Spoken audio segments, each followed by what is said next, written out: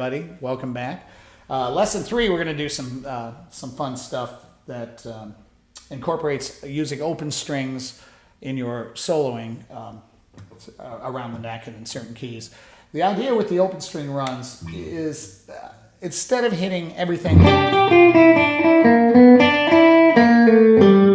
like that, we can do them incorporating open strings to make them sound more chime-like, a little more exciting.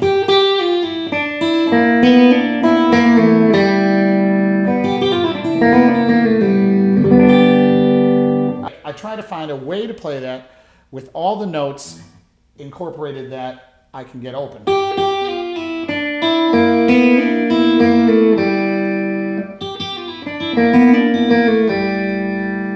And they're a little hard to pull off live, but if you can get them, they sound great.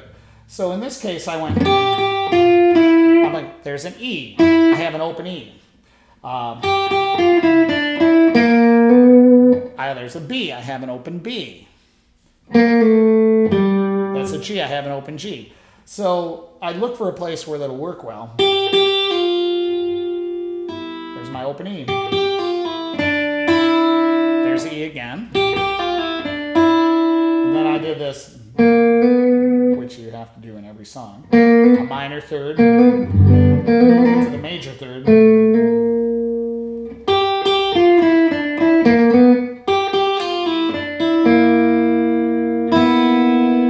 Sorry.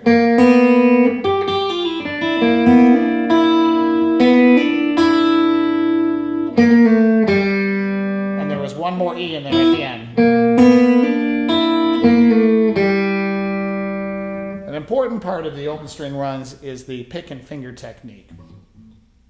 It should always be alternating. I don't care what fingers you use, but I use 2 fingers and a pick. That's what I use. I probably could play them with 1 finger, or I could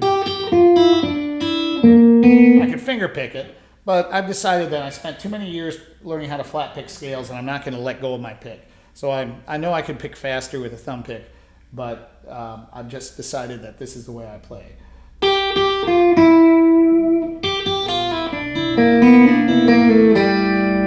Now, early on, I found this book called Country Licks for the Guitar. I think it was Mel Bay, and it was the worst cover you've ever seen, with a guy with a straw in his mouth and an acoustic guitar, and it was just filled with Jerry Reed licks and Chet Atkins. It was really helpful. And what it got me thinking about was taking a major scale and playing it with open strings. So if I think the simplest one that I found was G. And there's a few ways you can play open G runs, as like I did in this position, but up here it really sounds like Chet or Jerry. So it's basically, I try to find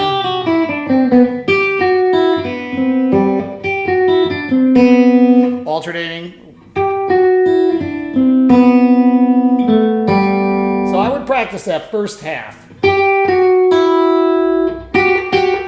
And the way I do it is I would alternate finger, pick, third finger, second finger, pick, third finger.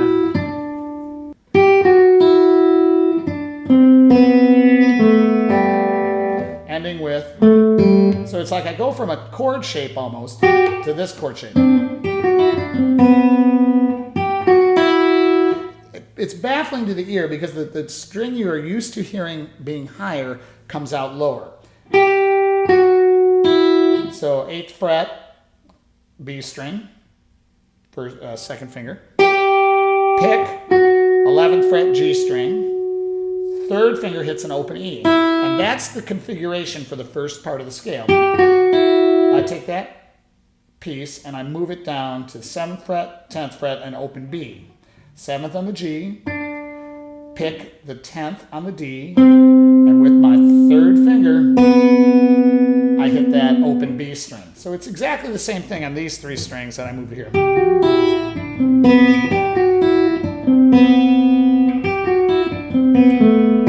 Ended with this, which to me is it's so cool. I just love that.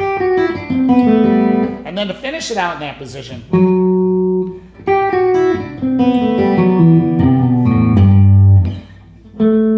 so we've ended with, now we need to go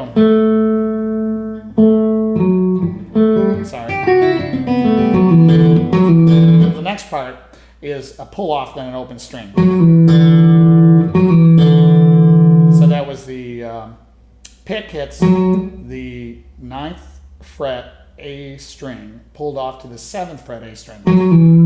Finger hits the open D, then I pull off 8th fret E string, half step to the 7th fret E string. Hit the open A with the finger, and I've got the whole scale.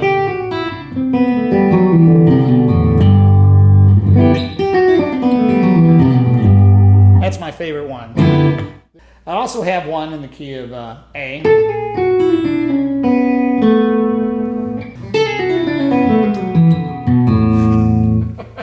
That's the run.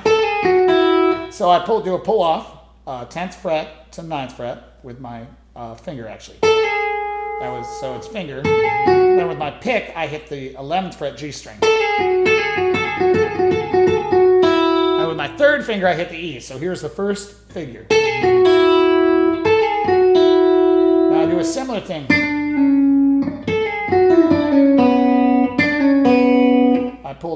I move down to the 7th position. I pull the 7th fret to the 6th with my pick. I'm sorry, that's my 2nd finger. Resolving it on the A, which is the 7th fret on the D string. Here's the whole run in A.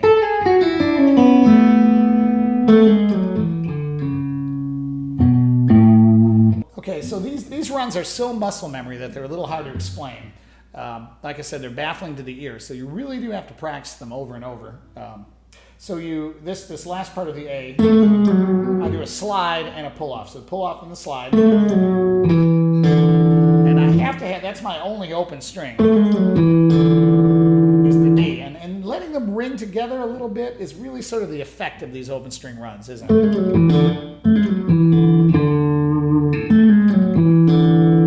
So I hit the D open instead of here, and now I go right to the C sharp, which is, and